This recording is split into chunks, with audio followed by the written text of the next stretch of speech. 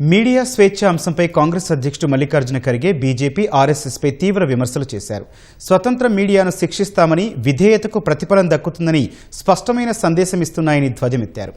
మీడియాలోని కొన్ని వర్గాలు అధికార పార్టీకి వత్తాసు పలకటానికే పరిమితమయ్యాయని, ఎవరైనా ప్రశ్నిస్తే ప్రభుత్వం వారిని టార్గెట్ చేస్తోందన్నారు. ప్రపంచ మీడియా స్వేచ్ఛ దినోత్సవాన్ని పురస్కరించుకుని ఈ మేరకు ఖర్గే ఎక్స్లో ఓ పోస్ట్ పెట్టారు.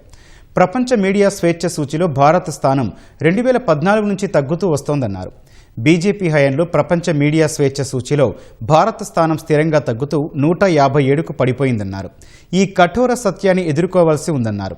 ఆర్ఎస్ఎస్ మీడియా గొంతు నొక్కేందుకు రాజ్యాంగ సంస్థలను ఆయుధాలుగా వాడుకోవటం పెరిగిందని ఖర్గే విమర్శించారు.